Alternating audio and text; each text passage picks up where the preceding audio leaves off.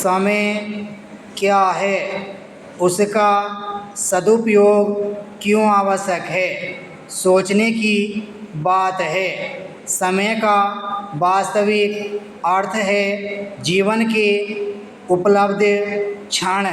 समय अनवरत गतिशील है। समय की यह गतिशीलता ही जीवन है। जड़ घड़ी की टिक टिक हमें यही कुछ कहती है। उसकी निरंतर सरकती हुई सुइयां यह चेतावनी दे रही हैं, समय चला जा रहा है, कुछ कर लो, कुछ कर लो। जो क्षण एक बार चला गया वह कभी लौट कर नहीं आता।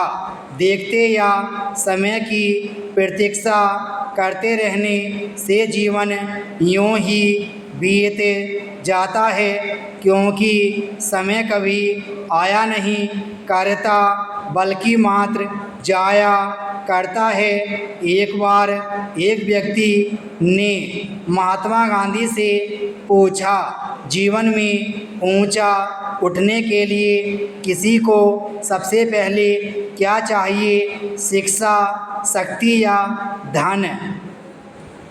गांधी जी ने उत्तर दिया, ये वस्तुएं जीवन में उठने में सहायक अवश्य होती हैं, किंतु मेरे विचार में एक वस्तु का सबसे अधिक है, वह है समय की परख। प्रत्येक वस्तु का कोई समय होता है उसे कहने या न कहने का। यदि आपने समय को परखने की कला सीख ली है तो पुनः आपको किसी प्रसन्नता या सफलता की खोज में मारे मारे भटकने की आवश्यकता नहीं। वह स्वयं आकर आपका द्वार खटखटाएगी। गांधी जी के इस कथन से दो निष्कर्ष निकलते हैं। प्रथम यह है कि हमें समय का मूल्य और महत्व समझना चाहिए। दूसरे यह कि समय के अनुसार काम करना चाहिए। जीवन की यही कुंजी है। कहावत भी है कि एक क्षण का पिछड़ा सैकड़ों कोस पीछे रह जाता है। जो लोग निरंतर असफल होते हैं, रहा करते हैं, वे प्राय प्रतिकूल परिस्थितियों को बुरा भला कहने लगते हैं। वस्तुतः बड़ी असफलता का कारण दुर्भाग्य नहीं होता, अपितु समय को गलत समझने, उसके तेवर को ठीक प्रकार ने पहचान पाने की भूल होती है। यूनान के सबसे बड़े दार्शनिक अरस्तु ने इसे स्पष्ट करते हुए कहा, प्रत्येक व्यक्ति को उचित समय पर उचित व्यक्ति से उचित मात्रा में उचित उद्देश्य के लिए उचित ढंग से व्यवहार करना चाहिए।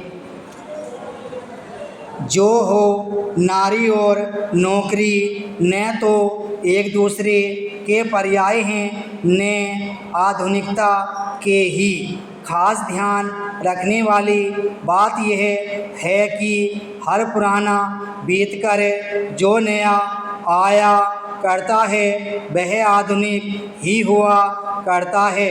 सो आधुनिकता या आधुनिक होने का अर्थ समय के रुख को पहचान कर सबल और दृढ़ बनकर उचित मानवीय कर्तव्यों का पालन करते जाना है।